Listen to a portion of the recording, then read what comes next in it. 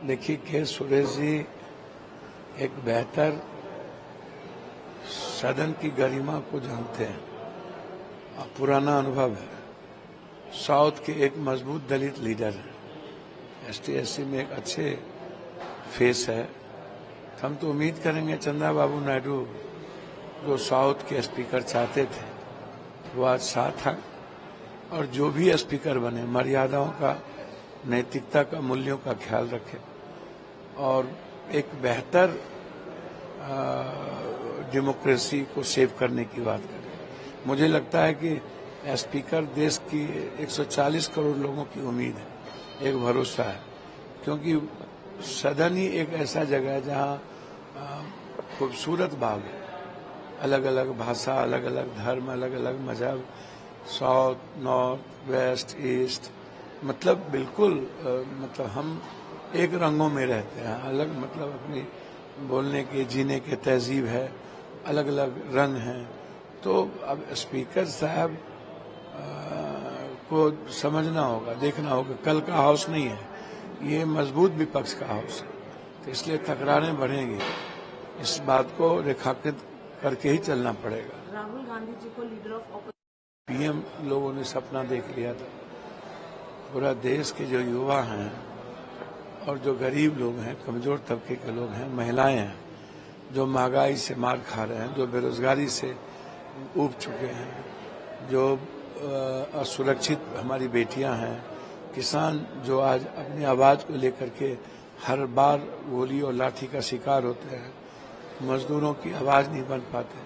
तो राहुल गांधी जी तो पीएम के फेस चेहरा के रूप में लोगों ने एक्सेप्ट किया और एक सशक्त और मजबूत विपक्ष की जरूरत थी। एक जो राहुल जी तो इंटरनेशनली, नेशनली सभी जगह एक्सेप्टेबल है, तो उनका स्वाभाविक रूप से विपक्ष के नेता के रूप में वो जो लाए गए हैं, नामित किए गए हैं कांग्रेस के द्वारा, मुझे लगता है ये देश की आवाज थी और देश की आवाज को कांग्रेस पार्टी ने सामने लाया है। इसके लिए देश थैंक्स करता है। बीजेपी एमपी ने जय हिंदू राष्ट्र का नारा दिया वोट देने के बाद, वहीं असदुद्दीन ओवैसी की जो स्लोगन थी जय पैलेस्टीन वाली, वो डिलीट कर दी गई है, क्या कहेंगे?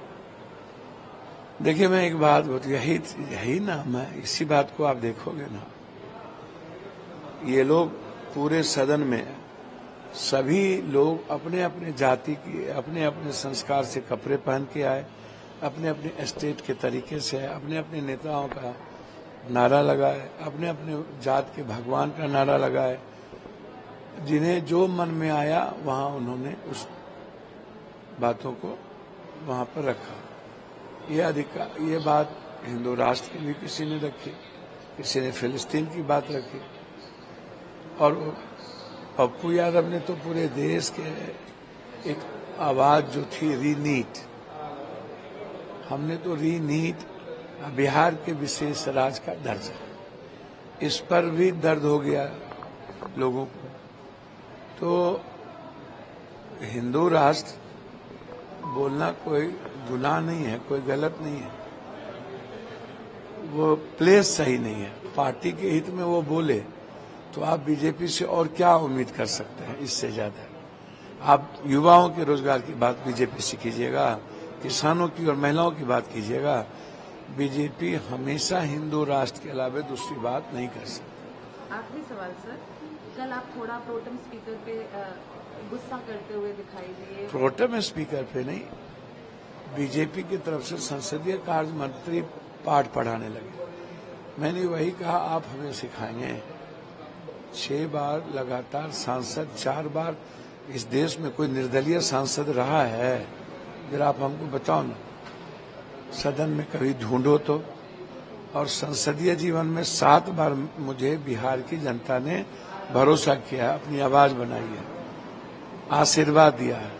और जब हम रीनीट और विशेष राज्य की बात कर रहे थे, हम तो दूसरी बात नहीं कर रहे थे, हम तो इस देश के उन युवाओं की बात कर रहे थे जो परेशान हैं, जो आत्महत्या कर रहे हैं, और उस बिहार की बात कर रहे थे जिसके लिए डबल इंजन की सरकार हमेशा ठगती है और हमेशा लोग इसको चुनावी मुद्दा और राजनीतिक मुद्दा बनाते हैं। तो मैं विशेष राज्य की बात की और उसके बाद आप हमको ज्ञान देने लगी है।